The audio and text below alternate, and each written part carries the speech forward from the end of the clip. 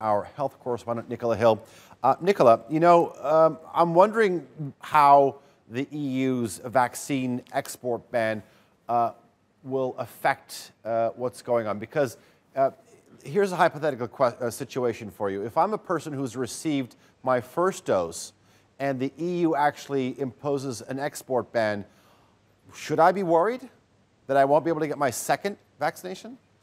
Okay, very short answer to that particular point, Alajan, is no. Certainly I know here in the UK they're ring fencing doses so that people have had the first dose will get their second dose. But it's interesting, we're seeing an export ban. The EU is saying it's not an export ban. I think a lot of semantics and wordplay come into place here.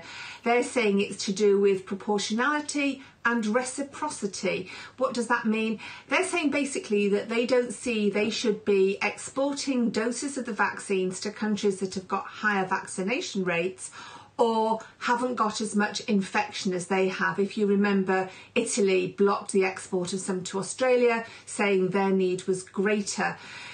Why is this happening? I mean, I have to say that a lot of the scientists I've been speaking to are completely puzzled by this. The UK's chief scientific officer has said, this pandemic is international. We need an international approach to dampen it down.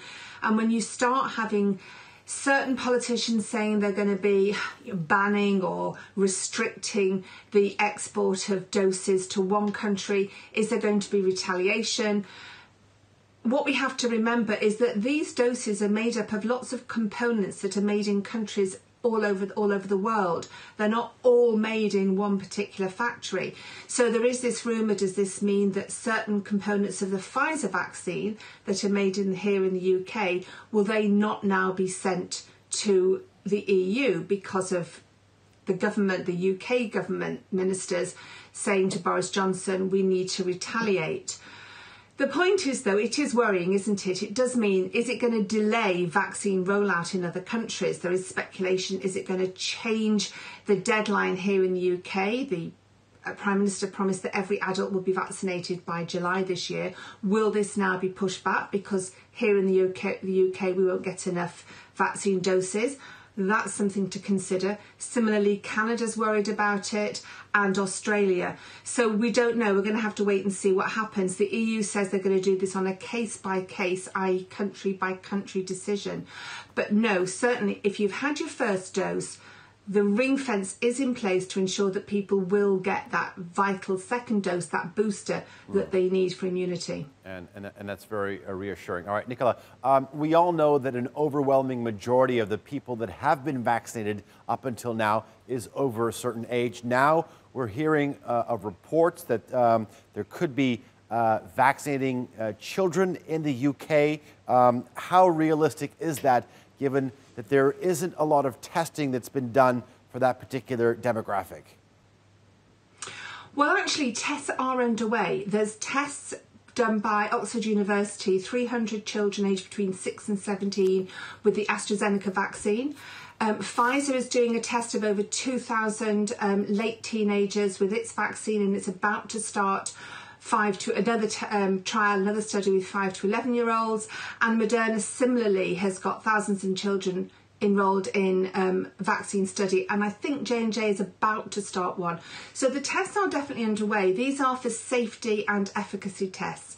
So the rumours are in some of the media here that it's going to happen with teenagers in August, ready for them going back to school in September.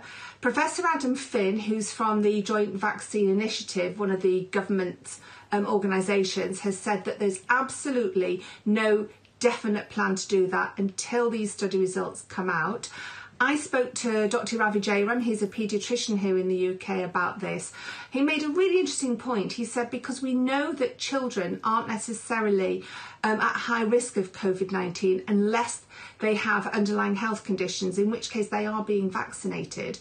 So why jab them, as he said? Well, the reason is to introduce, or to try and introduce, herd immunity. So we do know now that there does seem to be evidence that by giving people the vaccine, it helped prevent transmission. So the idea being that if you do vaccinate children, will it prevent transmission in schools and to teachers and therefore into the wider population? So I think it's a case of watch this space. We need to wait for the results of these studies to see when that happens, but probably we'll start with teenagers, the 16 to 17-year-olds, who we know are more likely to transmit the virus and are a bit more at risk, particularly those who are very, 16, 17-year-olds are mini adults really, aren't they? All right. Nicola Hill, we've got to leave it there. Thank you very much. Live for us from London.